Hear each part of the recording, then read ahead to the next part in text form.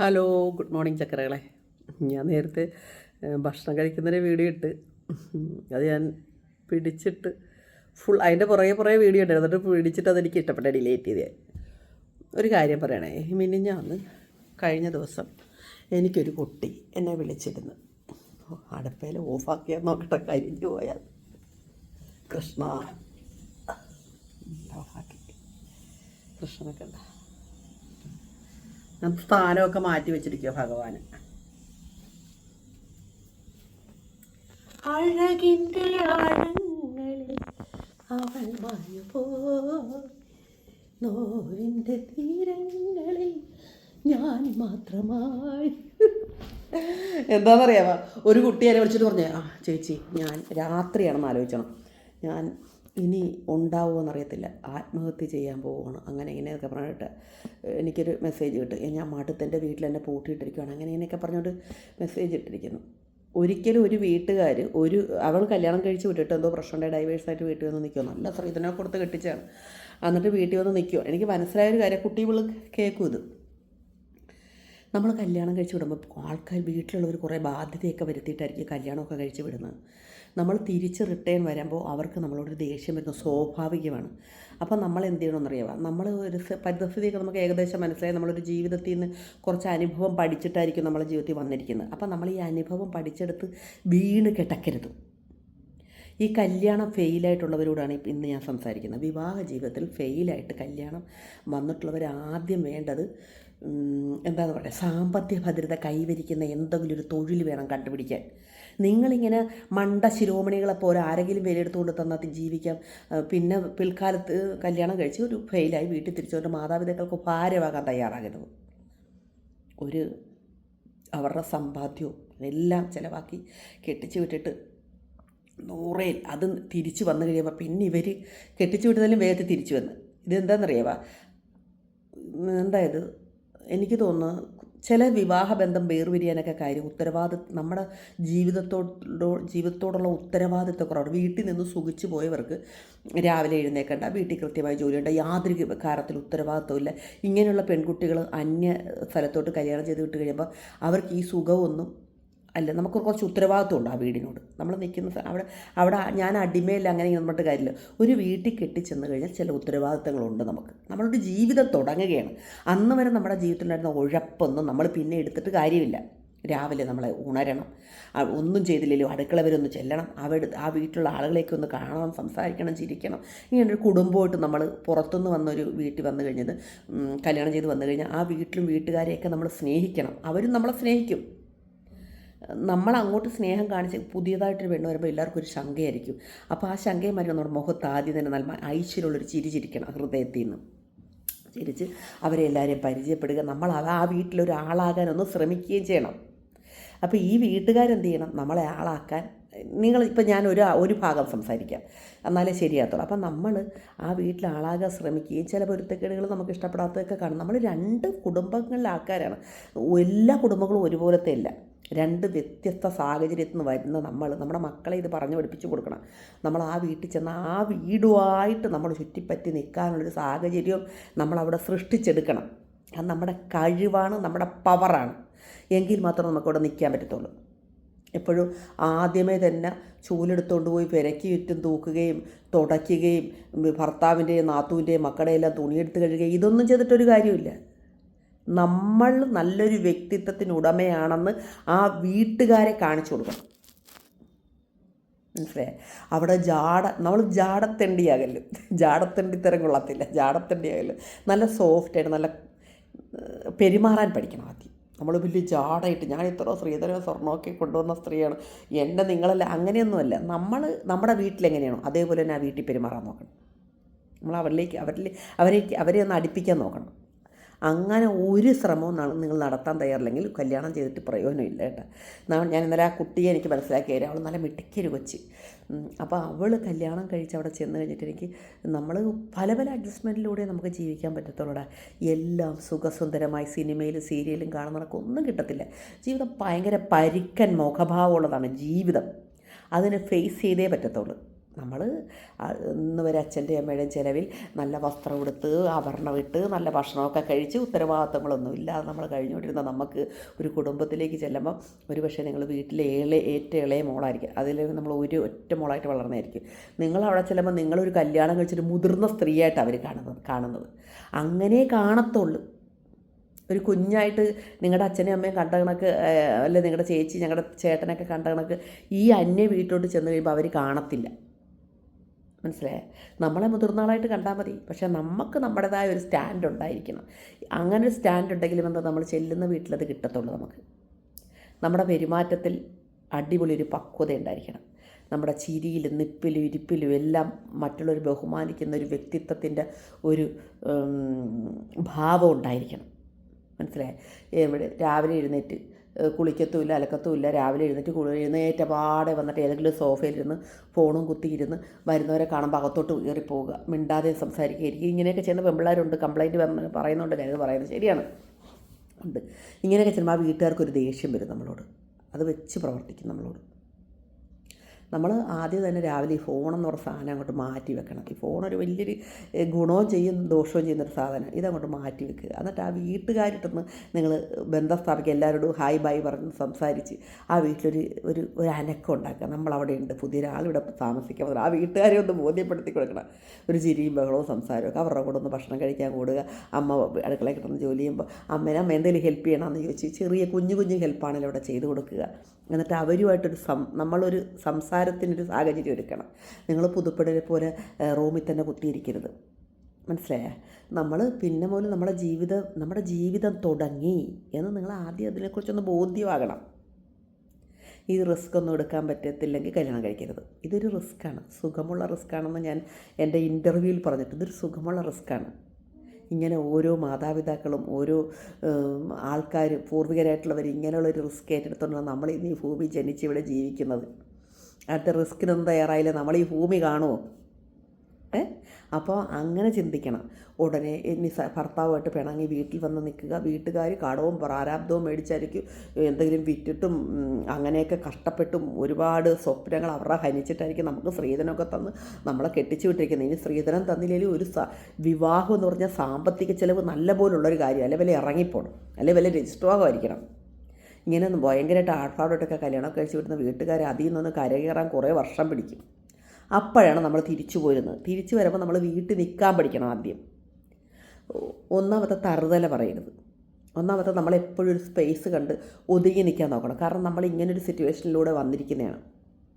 നമ്മളൊരു പ്രഹരമാണ് അവർക്ക് കൊടുക്കുന്നത്, അതുമായിട്ട് വന്നിരിക്കുക. പിന്നെ എനിക്ക് ചെയ്യാനുള്ള കാര്യം, ഞാൻ പറയാനുള്ള കാര്യം, നിങ്ങൾ സാമ്പത്തിക ഭദ്രത കൈവരിക്കാൻ നോക്കണം. പിന്നെ ചെയ്യേണ്ടത് അടുത്തത് എൻ്റെ വീട്ടിൽ വാപ്പയോടും ഉമ്മയോടും അല്ലെങ്കിൽ അച്ഛനോടും അമ്മയോടും പറയണം, എനിക്കൊരു ജീവിക്കാനൊരു മാർഗ്ഗം ഉണ്ടാക്കി തരണം, എനിക്കൊരു കടയിട്ട് തരണം, അല്ലെങ്കിൽ എനിക്കൊരു തൊഴിൽ പഠിക്കണം. എന്തൊരു തയ്യലായാലും മതി. തയ്യൽ, ഈ ഫാഷൻ ഡിസൈനിങ് ഒക്കെ പഠിക്കുക. ഇന്നത്തെ കാലത്ത് അതിനൊക്കെ ഭയങ്കര സ്കോപ്പുണ്ട്. നല്ല മേക്കപ്പ് ആർട്ടിസ്റ്റ് ആകുക, അതിനൊക്കെ നല്ല സ്കോപ്പുണ്ട്. നമുക്ക് ഇഷ്ടമുള്ളൊരു എന്താണ് നമ്മുടെ ഇഷ്ടം, അതിലേക്ക് നമ്മുടെ മനസ്സിനെ തിരിച്ചു വിട്ട് ഏലും വന്നതെല്ലാം വന്നു, ഇനി എൻ്റെ ജീവിതത്തിൽ എനിക്കിതെല്ലാം നേടണം എന്നുള്ള രീതിയിൽ ഒരു എന്തെങ്കിലും, അല്ലെങ്കിൽ നല്ല കുക്കിംഗ് പഠിക്കുക, നല്ല കേക്ക് ഉണ്ടാക്കുന്നത് പഠിക്കുക. അങ്ങനെ എന്തെങ്കിലും പഠിക്കണം. നമ്മൾ കുക്കിങ് സ്വന്തമായി ഉണ്ടാക്കി അല്ലാതെ നല്ല പ്രൊഫഷണൽ കുക്കാകുന്ന രീതിയിലുള്ള വേണേൽ പഠിക്കുക. അതല്ലെന്നുണ്ടെങ്കിൽ പിന്നെ കേക്ക് ഉണ്ടാക്കുന്ന പഠിക്കുക, ചോക്ലേറ്റ് ഉണ്ടാക്കുന്ന പഠിക്കുക. അങ്ങനെ ഓരോ എന്തെങ്കിലും കണ്ടുപിടിക്കണം. എംബ്രോയ്ഡറി പഠിക്കുക. അങ്ങനെ എന്തൊക്കെ കാര്യങ്ങളുണ്ട്. നല്ല സ്റ്റിച്ചിങ്ങൊക്കെയാണ് നമ്മുടെ മുന്നിലേക്ക് വരത്തില്ലേ കാര്യം. ആദ്യം നമ്മൾ നന്നായിട്ട് വെട്ടാനും തയ്ക്കാനും ഒക്കെ പഠിച്ച് നമ്മുടെ മുന്നിലേക്ക് ബുദ്ധിയുണ്ട് അതൊക്കെ പഠിക്കാം. അങ്ങനെ പല പല കാര്യങ്ങളുണ്ട് ഇല്ലേ. ആഭരണങ്ങൾ ഉണ്ടാക്കുന്ന പഠിക്കുക. അങ്ങനെ പലത് എന്തെങ്കിലും പഠിച്ചിട്ട് അങ്ങനെ സ്വയം ഒരു തൊഴിൽ നമ്മൾ ചെയ്ത്, ഒന്നെങ്കിൽ കുറച്ച് ഡ്രസ്സ് എടുത്തിട്ട് വീടിനകത്ത് തന്നെ ചെറിയ റൂം തയ്യാറാക്കി അതിനകത്ത് തന്നെ വെച്ച് നമുക്ക് കുറച്ച് ആളുകളെ കണ്ടുപിടിച്ച് തുണി വിൽക്കുന്ന പരിപാടി നമുക്ക് ഇടുകയും ചെയ്യാം വിൽക്കുകയും ചെയ്യാം. നമ്മുടെ കയ്യിൽ 10 രൂപ വരുമാനം ഉണ്ടാക്കുന്ന ഒരു സ്ത്രീയാണ്. നമ്മൾ മറ്റുള്ളവരെ ആശ്രയിക്കുന്നില്ല, വാപ്പയും ഉമ്മയല്ല അല്ലെ അച്ഛനെയും അമ്മയല്ല ആശ്രയിക്കുന്നില്ലെന്ന് കാണുമ്പോൾ ആ വീട്ടിലുള്ളവർക്ക് നമ്മളെ ഒരു വില കൽപ്പിക്കും. കൂടെ നിൽക്കുന്നവരെ വില കൽപ്പിക്കും, നമ്മുടെ മക്കൾ വില കൽപ്പിക്കും, മാതാപിതാക്കൾ സഹോദരങ്ങൾ എല്ലാവരും വില കൽപ്പിക്കും. അവളവിടെ സ്വന്തം കാര്യം നോക്കി ജീവിക്കുന്നത് എന്നൊരു മനോഭാവം അവർക്കുണ്ടാകും. അങ്ങനെ ഒരു ചിന്ത ഉണ്ടാക്കുന്ന വിധത്തിൽ നമ്മൾ പ്രവർത്തിക്കണം. അതല്ലാതെ ഭർത്താവ് ഉപേക്ഷിച്ച് വീട്ടിൽ വന്ന് കിടന്ന് വീട്ടിലുള്ളവർ ആട്ടും തുപ്പും കൊള്ളുന്നത് എന്തുകൊണ്ടാണ്? വീട്ടിലുള്ളവർക്ക് ഭാരമായി തീർന്നിട്ടാണ്. ഇനിയും ഈ ഭാരം ചുമക്കണമെന്നൊരു മനോഭാവം അവർക്ക് വരും. നമ്മുടെയൊക്കെ ഒരു ടിപ്പിക്കൽ മാതാപിതാക്കളാണ്. കല്യാണം കഴിച്ച് വിട്ട് കഴിഞ്ഞാൽ പിന്നെ ആ പെണ്ണ് വീട്ടിൽ വന്ന് നിൽക്കാൻ അവർ സമ്മതിക്കത്തില്ല.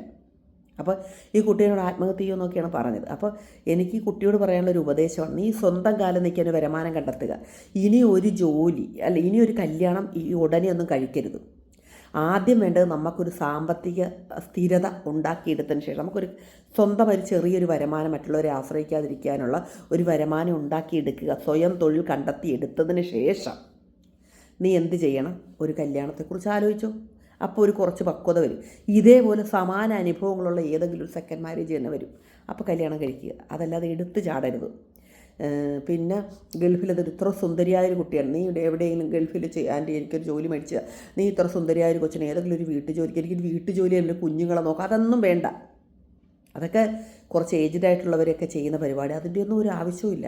മോൾക്ക് പറ്റിയ പരിപാടി തയ്യലോ അല്ലെങ്കിൽ ഒരു ജൗളിക്കട ഇങ്ങനെ ഒരു ചെറിയൊരു ബുട്ടിക്ക് പോലെ ഇടുകയോ അങ്ങനെ എന്തെങ്കിലും, ഹോം ഡെക്കോറൊക്കെ വിൽക്കുന്ന കട, അങ്ങനെ എന്തെങ്കിലും ചെയ്യുക.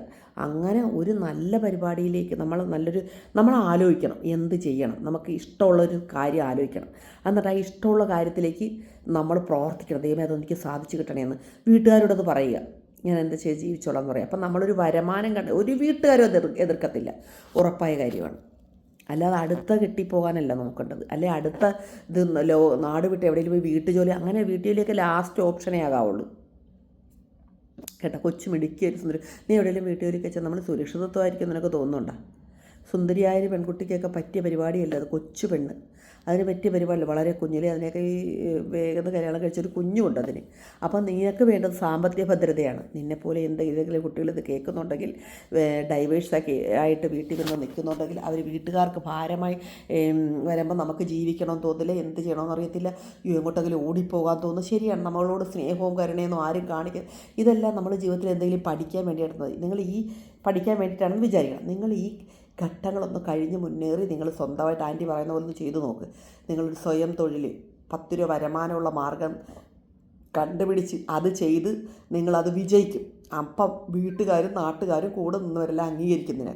അപ്പം നിനക്കൊരു ജീവിതം നിങ്ങൾക്ക് ഇങ്ങോട്ട് വരും ഒരു ജീവിതം. രണ്ടാം സെക്കൻഡ് മാരേജൊക്കെ ഇങ്ങോട്ട് ആലോചിച്ചുകൊണ്ട് വരും ആളുകൾ. ഇനി ഒരു കല്യാണം കഴിക്കുന്നേ എന്നും പറഞ്ഞു വരും. അതാണ് നല്ലത് കേട്ടോ. ഇതാണ് എൻ്റെ ഒരു അഭിപ്രായമാണ്. നിങ്ങൾ കമൻ്റ് ഇട്ടോ, ശരിയാണല്ലേ? അല്ലാതെ ആത്മഹത്യയൊന്നും ഒരു നമ്മൾ മരിച്ചില്ലെങ്കിൽ എന്ത് ചെയ്യും?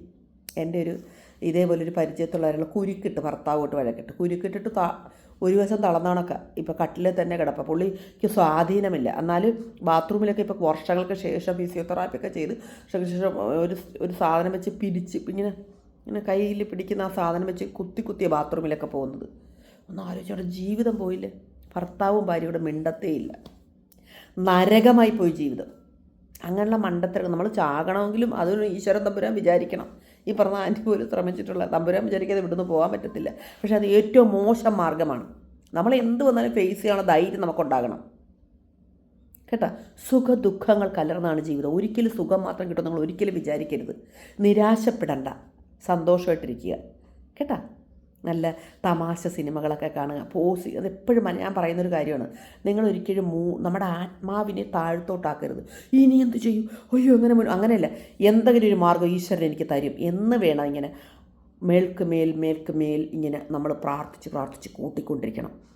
പോസിറ്റീവ് വൈബിനെ നമ്മൾ ആവാഹിച്ചുകൊണ്ടിരിക്കണം.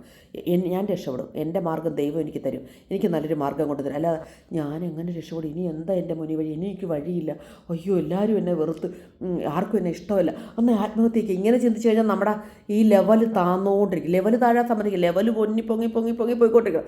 ഇല്ല, ആരൊക്കെ ഉപേക്ഷിച്ചാലും ദൈവം എന്നെ ഉപേക്ഷിക്കത്തില്ല. എനിക്ക് ദൈവം ഒരു മാർഗ്ഗം കണ്ടെത്തി തരും. ഞാനൊരു മാർഗ്ഗം കണ്ടെത്തിയെടുക്കും. എനിക്ക് വിജയിക്കാനുള്ള വഴി ഞാൻ തന്നെ ഉണ്ടാക്കും.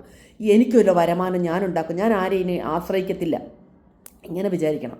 ഈ കഴിഞ്ഞ എൻ്റെ അടുത്തൊരു കുട്ടി വീട്ടുവേലയ്ക്കൊരു വീട്ടിൽ നിൽക്കുവാണ്. ഭയങ്കര, എനിക്ക് ഒത്തിരി പേര് ഇങ്ങനെ എന്നെ സമീപിക്കുന്നു. ചേച്ചി എനിക്ക് എന്ത് ചെയ്യണം നടത്തില്ല, അച്ഛനും അമ്മയില്ല, എനിക്ക് വീട്ടു ജോലി ചെയ്ത് മടുത്ത് ചേച്ചി, വീട്ടു ജോലിക്കാർ ഭക്ഷണം തരത്തില്ല, ഒരു അസുഖം വന്നാൽ ഒരു മരുന്ന് മേടിച്ച് തരത്തില്ല, ഇങ്ങനെയൊക്കെ ഓരോരോ കമൻറ്റുകൾ പറയുകയാണ്. അവൾ ഇങ്ങനെ ഓരോന്ന് പറഞ്ഞുകൊണ്ടിരിക്കുക. അപ്പം ഞാൻ അവളോട് പറഞ്ഞു, നീ ഒരു കാര്യം ചെയ്യും, നീ റോഡിൽ ഒരു കുട വെച്ച്, നീ വീട്ടിൽ നിന്ന് കുറച്ച് കഞ്ഞി വെച്ചിട്ട് കുട നിവർത്തി ഒരു വലിയ കുട മേടിക്കുക. എന്നിട്ട് എവിടെയെങ്കിലും റോഡ് സൈഡിൽ നല്ല തിരക്കുള്ള സ്ഥലത്ത് കൊണ്ട് വെച്ചിട്ട് കുറച്ച് കഞ്ഞി എന്ന് പറഞ്ഞ് വെക്കാൻ പറഞ്ഞു. കഞ്ഞിയും പേറും വയ്ക്കാൻ പറഞ്ഞു. ഇപ്പോൾ അവൾ ആ പണി ചെയ്ത് എനിക്ക് തോന്നുന്നു അവൾക്കൊരു 10 കിലോ അരിയോളം അവൾ കഞ്ഞി വെച്ച് വിൽക്കുന്നുണ്ട്. എന്നിട്ട് നല്ല വരുമാനം പുള്ളിക്കാരി. എന്നിട്ട് എനിക്ക് പിന്നെ ഓണക്കോടി എടുത്ത് തരാനൊക്കെ ഒരുങ്ങി. ഞാൻ അവരെ വിലക്കിയത് കൊണ്ട് എൻ്റെ പിന്നെ സിജിയാൻ്റെ എനിക്ക് ഒരുപാട് സന്തോഷമായി. ഒരു 40 വയസ്സേ ഉള്ളൂ കുട്ടിക്ക്. എറണാകുളത്ത് തന്നെ കഞ്ഞി അവൾ വിൽക്കുന്നുണ്ട്. ഈ പറഞ്ഞ കണക്ക്. അപ്പോൾ ഇതുപോലെ ഞാൻ വേറെ 1-2 പേർക്ക് ഇതുപോലെ പറഞ്ഞു അവർ ആ കഞ്ഞിക്കട തുടങ്ങാൻ പോവുക. കാരണം ഇപ്പോൾ എടപ്പള്ളി ഒരു കഞ്ഞിക്കട എന്തായാലും ആവശ്യമാണ്, ഇപ്പം കലൂർ സൈഡിലൊരു കഞ്ഞിക്കട ആവശ്യമാണ് അല്ലേ, അപ്പോൾ കടവന്ത്ര സൈഡിലൊരു കഞ്ഞിക്കട ആവശ്യമാണ്. അപ്പോൾ നമ്മൾ ദുരഭിമാനം വിചാരിക്കില്ല. അവർക്കൊക്കെ വീട്ടുവിലയ്ക്ക് പോകണമെന്നൊക്കെ. എന്തിനാണ് വീട്ടുവിലയ്ക്ക് പോകുന്നത്? ഇത് ഒരു ദിവസം എന്തായാലും 10,000-1,500 തൊട്ട് കടവാടം കൊടുക്കണ്ട. നമ്മൾ വീട്ടിൽ വെച്ചിട്ട് നമ്മൾ ഇവിടെ കൊണ്ടുവന്നൊരു ഓട്ടോയിൽ കൊണ്ട് ഇറക്കിയിട്ട് നമ്മൾ ഇത് ചെയ്യണമെന്നേ ഞാൻ പറയത്തുള്ളൂ. അങ്ങനെ നമ്മൾ അവനവൻ്റെ ക്വാളിഫിക്കേഷൻ അനുസരിച്ച്, അവനവൻ്റെ മനസ്സിൻ്റെ വലിപ്പം അനുസരിച്ച് ഓരോരോ ജോലിയും ചെയ്യാൻ ശ്രമിക്കുക. അതല്ലാതെ ആർക്കെങ്കിലും ചാകാൻ പോണു, ഞാൻ ഭാരം, ഇതൊന്നും ഒരു ന്യായമല്ല കേട്ടോ. ഈ പറഞ്ഞ എനിക്ക് പോലും നിങ്ങൾ എൻ്റെ ഫോണിൽ വിളിച്ചിട്ട് ഞാൻ നിങ്ങൾ എന്തെങ്കിലും കാണിച്ചു കഴിഞ്ഞാൽ വല്ല പോലീസും വിളിച്ച് നിങ്ങളുടെ ഫോൺ പൊക്കിയിട്ട് ആ സിംഗിൾ ബോബനാണ് അവസാനത്തെ മെസ്സേജ് അയച്ച്. ഇതൊരു പൊന്നെ അക്കരകളെ എന്നെ ബുദ്ധിമുട്ടിക്കരുത്. എനിക്കതുകൊണ്ട് വാട്സപ്പ് അന്ന് രാത്രി എനിക്ക് തോന്നി ഈ വാട്സപ്പ് അങ്ങ് കട്ട് ചെയ്ത് കളഞ്ഞാലാന്ന് എനിക്ക് പോലും തോന്നി. എങ്കിലും ഞാനിത് പറയുകയാണ്, ചക്കരകളെ നിങ്ങൾ അങ്ങനെയൊന്നും, എൻ്റെ മക്കളെ നിങ്ങൾ അങ്ങനെയൊന്നും വിചാരിക്കരുത്. ജീവിക്കാൻ വേണ്ടി എന്തും ചെയ്യാൻ തയ്യാറാകണം. ആരെയും ഉപദ്രവിക്കാത്തത്, നമ്മുടെ മാനം വിൽക്കാത്തതും, നമ്മൾ പിന്നെ എന്താണ് ആരെയും ഉപദ്രവിക്കാത്തതുമായിട്ടുള്ള എന്തും ദുരഭിമാനമില്ല ചെയ്യാൻ തയ്യാറാകണം കേട്ടോ. എന്തെല്ലാം നമുക്ക് വേണമെന്ന് വെച്ചാൽ ജീവിക്കാൻ വേണ്ടി പല മാർഗ്ഗങ്ങളും ഇവിടെ ഉണ്ട്. ആരും ഇങ്ങനെ കിടന്നുഴറൂ എന്താ ചെയ്യേണ്ടതെന്ന്. നിങ്ങളുടെ തലച്ചോറ് പ്രവർത്തിപ്പിക്കുക. ഓരോരുത്തർക്കും അവനവൻ്റേതായ ഒരു കഴിവ് ഈശ്വരൻ കൊടുത്തിട്ടുണ്ട്. നല്ല പ്രാർത്ഥന, നിരാശയില്ലാതെ ജീവിതം, നിരാശപ്പെടരുത്. എന്താഘോഷമുട്ട വെള്ളം വന്നാൽ അതിൻ്റെ മേളിൽ തോണിയിടുന്ന ഒരു മൈൻഡ് നമ്മൾ സെറ്റ് ചെയ്യണം. അതിന് പ്രാർത്ഥന വേണം. എന്നിട്ട് നന്നായിട്ട് ജീവിക്കാൻ നോക്കുക. ഒരു ദിവസം 1000 രൂപ ഒരു പെണ്ണിന് കിട്ടിയാൽ മതി. കുറച്ച് ദിവസമാകുമ്പം 1000-ൽ 1100 ആവും, 1200 അങ്ങനെ കൂട്ടാൻ നോക്കും. നമുക്ക് മനസ്സിലായി നമുക്ക് എത്ര രൂപ വരുമാനം. നിങ്ങൾ ആദ്യം തന്നെ ചെയ്യേണ്ട ഒരു പരിപാടി, ഒരു ബുക്ക് എടുക്കുക. നിങ്ങൾക്ക് എന്തൊക്കെ വേണം, നിങ്ങൾക്ക് ഒരു എത്ര രൂപ വരുമാനം വേണം, നിങ്ങൾക്ക് എന്തൊക്കെ വേണം, വീട് വേണം, കാറ് വേണം, സ്വർണം വേണം, ബാങ്ക് ബാലൻസ് വേണം, ഇതെല്ലാം എഴുതി വെക്കുക. എന്നിട്ട് കുറച്ച് നാൾ നിങ്ങൾ ഇതേക്കുറിച്ച് പ്രാർത്ഥിക്കുക. ഒരു ജോലി വേണം, അല്ലെങ്കിൽ ഒരു തൊഴിൽ വേണം, എനിക്ക് ബിസിനസ് ചെയ്യണം, ഇതെല്ലാം എഴുതി വെച്ചോണം. എന്നിട്ട് ഒരു 3 മാസം അടുപ്പിച്ച് പ്രാർത്ഥിച്ച് കഴിഞ്ഞിട്ട് നിങ്ങൾ പിന്നെ ആ ബുക്ക് മാറ്റി വെച്ചേര്. കുറച്ച് നാൾ കഴിഞ്ഞിട്ട് നിങ്ങൾ കാത്തിരിക്കുക. ഓട്ടോമാറ്റിക്കലി ദൈവത്തിലാണ് സത്യം, ഇത് നിങ്ങളുടെ ജീവിതത്തിലേക്ക് സംഭവ്യമായി വരും. ഇതിങ്ങനൊരു മിറക്കിൾ ഉണ്ടാവും. അങ്ങനെ നമ്മൾ അതിൽ തന്നെ ജാഗ്രത, നമ്മുടെ ആത്മത്തെ താഴത്തോട്ടാക്കരുത്. നിങ്ങളെപ്പോഴും പോസിറ്റീവായിട്ടുള്ള ചിന്താഗതിയിൽ തന്നെ ജീവിക്കാവുള്ളൂ. താഴത്തോട്ട് പോകരുത് നമ്മുടെ മനസ്സിന്. നമ്മുടെ മനസ്സാണ് നമ്മുടെ ശക്തി. ഈ ഉള്ളിലിരിക്കുന്നവനാണ് ദൈവം, ഈശ്വരൻ. നമ്മുടെ ശക്തി, പവറല്ല ഇവിടെ ഇരിക്കുന്നതാണ്. ഇതിനെ താഴ്ത്തോട്ടാക്കുന്ന ഒന്നും ചെയ്താൽ നമ്മൾ താഴ്ത്തു പോകും. താഴ്ത്തോട്ടാക്കരുത്. നമ്മുടെ ചിന്തകൾ എപ്പോഴും നമ്മൾ എന്ത് വേണം ആഗ്രഹിക്കുക, ഈ ലോകത്ത് എന്ത് വേണം ആഗ്രഹിക്കുക. ഞാനിങ്ങനെ നിങ്ങൾക്കൊരു എൻ്റെ ബുക്ക് പ്രകാശനം ചെയ്യുന്നത് സമയത്ത് എനിക്ക് യൂസഫ് അലിക്ക് ഗസ്റ്റായിട്ട് ക്ഷണിക്കണമെന്നുണ്ടായിരുന്നു. ഞാൻ അദ്ദേഹത്തിൻ്റെ ഓഫീസ് വരെ പോയി. ഇവിടുന്ന് അബുദാബിയിൽ നിന്ന് എൻ്റെ ബോബനെയും കൊണ്ട് അവിടെ പോയിട്ട് ഞാൻ പ്രതീക്ഷിച്ചു എനിക്ക് അദ്ദേഹത്തിനെ കിട്ടുമെന്ന്. പക്ഷേ അവിടെ അദ്ദേഹം പുറത്തോടെ പോയിരിക്കുമായിരുന്നു, പുറം രാജ്യത്ത് എവിടെയായിരുന്നു. ഞാൻ അവിടെ ചെന്ന് അവിടെ മാനേജറെ കണ്ട് അവിടെ പറയും, എനിക്ക് യൂസഫ് അലിക്ക് എനിക്കൊരു ബുക്ക് പ്രകാശനം ചെയ്യുന്ന അടയ്ക്ക്. പുള്ളി തൃശ്ശൂരായിട്ട് നാട്ടികയിലല്ലേ, പുള്ളി തൃശ്ശൂർ ഉണ്ടെങ്കിൽ എനിക്ക് ഉറപ്പായിട്ടും പുള്ളി എനിക്ക് കിട്ടുന്നത്. പുള്ളി അവിടെ ഇല്ലായിരുന്നു. എങ്കിലും ഞാനത് ശ്രമിച്ചു. നമ്മുടെ ആഗ്രഹത്തിന് വേണ്ടി നമ്മൾ ശ്രമിച്ചുകൊണ്ടേയിരിക്കണം. ഞാനപ്പോൾ ഓർത്ത് നെക്സ്റ്റ് ബുക്ക് പ്രസിദ്ധീകരിക്കുമ്പോഴെങ്കിലും ഇക്കയുടെ കൂടെ ഒക്കെ കൊണ്ട് ഞാൻ ബുക്കിലൊന്ന് തൊടിയിക്കണമെന്ന് എനിക്ക് ആഗ്രഹമുണ്ട്. ഒരു പേജെങ്കിലും ഒന്ന് മറിപ്പിക്കണമെന്ന് ആഗ്രഹം. എനിക്ക് ആഗ്രഹമുണ്ട്. എവിടെയെങ്കിലും ഇരുന്ന് യൂസഫലിക്ക് അത് കാണുന്നുണ്ടെങ്കിൽ, അല്ലെങ്കിൽ അദ്ദേഹത്തിൻ്റെ ഫാമിലിയിൽ ആരെങ്കിലും കാണുന്നുണ്ടെങ്കിൽ അദ്ദേഹത്തെ ഇത് കാണിച്ചു കൊടുക്കണം വീഡിയോ. ഞാൻ ആഗ്രഹിച്ചു. എന്നാൽ എൻ്റെ ഒരു റോൾ മോഡലാണ് പുള്ളി, എൻ്റെ ഒരു ആഗ്രഹമാണ്. അതിനായി ഞാൻ അദ്ദേഹത്തിൻ്റെ അദ്ദേഹത്തിൻ്റെ ഓഫീസ്, ഇവിടുത്തെ അബുദാബിയിലെ മെയിൻ ഓഫീസിൽ തിരക്കി ചെന്ന്, 1 വട്ടമല്ല 2 വട്ടം തിരക്കി ചെന്ന്. അതെൻ്റെ ഒരു സ്വപ്നമാണ്. എന്ന് വെച്ച് നമ്മളെപ്പോഴും നമ്മുടെ സ്വപ്നങ്ങൾക്ക് പിന്നാലെ പോകണം. ആഗ്രഹങ്ങൾക്ക് നടന്നാലും നടന്നില്ല എന്ന് വെച്ചാൽ ഞാൻ തകർന്നു, നെക്സ്റ്റ് അടുത്ത പടി നോക്കാമെന്ന് വിചാരിച്ച് തകർന്നും വിഷമിച്ചൊന്നുമില്ല. എനിക്ക് ദൈവം അപ്പോഴായിരിക്കത്തില്ല അദ്ദേഹത്തെ കാണാൻ ഒരവസരം തരുന്നത്, എപ്പോഴെങ്കിലും തരും. അദ്ദേഹം ചിലപ്പോൾ ഇതൊക്കെ കണ്ട് ചിലപ്പോൾ റിലേഷൻ എൻ്റെ നമ്പർ എടുത്തുനിന്ന് വിളിച്ചിട്ട് വാ നിങ്ങളെ ഒന്ന് കാണാം എന്നൊരു ബുക്കുമായിട്ട് പോര് നമുക്ക് കാണാമെന്ന് പറഞ്ഞാൽ എനിക്കൊരു വീഡിയോ എടുക്കാമല്ലോ അദ്ദേഹത്തിൻ്റെ ഒപ്പം നിന്ന്. അത്രയേ ഉള്ളൂ. അത് ഇഷ്ടം കൊണ്ടാണ്. അപ്പോൾ നമ്മുടെ ഇഷ്ടങ്ങൾക്ക് പുറകെ പോകണം. അതിന് അപ്പോൾ എൻ്റെ അടുത്ത് പോകുമ്പോൾ അയ്യോ യൂസഫലിക്കേ ബോബൻ യൂസഫ് ഇതൊക്കെ വേറെ പണിയില്ലേ, യൂസഫലിക്കൊക്കെ കഴിച്ചു. യൂസഫലിക്ക മനുഷ്യനല്ലേ, അദ്ദേഹം സാധാരണ മനുഷ്യനാണ്. അദ്ദേഹം സത്യത്തിൽ നേരിട്ട് ഇത് അറിഞ്ഞിരുന്നെങ്കിൽ എന്നെ എപ്പോൾ വിളിച്ചെന്ന് ചോദിച്ചാൽ മതി, ബുക്ക് വന്ന് എല്ലാം ചെയ്തു തന്നിട്ട് പോയാലേ പുള്ളി. അത്ര നല്ലൊരു മനുഷ്യനാണെന്ന് എനിക്ക് നല്ല ഉറപ്പുണ്ട്, നല്ലൊരു മനുഷ്യനാണെന്ന് എനിക്ക് ഉറപ്പുണ്ട്. അത് ആഗ്രഹിക്കുന്നതിന് ഒരു കുഴപ്പമില്ല. നമ്മൾ താഴെയാണെന്ന് നമ്മൾ വിചാരിച്ചിട്ടാണ്, നമ്മൾ ഏറ്റവും താഴെയല്ല മുകളിലാണെന്ന് തന്നെ വിചാരിക്കണം. നിങ്ങളുടെ ചിന്തകളെ ഉയർത്താനാണ് ഞാനിത് പറഞ്ഞത്. ചിന്തകളെ ഉയർത്തിയില്ലേ നമ്മൾ താഴെ പോകും കേട്ടാ. നിങ്ങൾ ഇങ്ങനത്തെ മോശം ചിന്ത ചിന്തിക്കരുത്, ആത്മഹത്യ ചെയ്യാൻ ചാകാന്നൊന്നും വിചാരിക്കരുത് കേട്ടാ. ജീവിതം ഇതാണ്, ഒരിക്കലും സുഖം തന്നെ കിട്ടുമെന്ന് ഒരിക്കലും വിചാരിക്കരുത്. ദുഃഖങ്ങൾ കലർന്നതാണ് ജീവിതം. ഇതിനെ പയറ്റി നമ്മൾ യുദ്ധം ചെയ്ത് മുന്നേറുമ്പോഴേ നമുക്ക് ഇതിനൊരു പൂർണ്ണതയിലെത്തിക്കാൻ പറ്റത്തുള്ളൂ. അതിന് പലതും താണ്ടി പോകേണ്ടി വരും. ചെറിയ നിസ്സാര പ്രശ്നങ്ങൾക്ക് ആത്മഹത്യക്ക് തയ്യാറാകുന്ന ആളുകളോടാണ് പറയുന്നത്. ഒരുപാട് പറയാനുണ്ട് എനിക്ക്. ശരി, എന്നാൽ നിർത്തട്ടെ, ഞാൻ കോളുകളിങ്ങനെ വന്നുകൊണ്ടിരിക്കുന്നു. ഓക്കെ ചക്കരെ.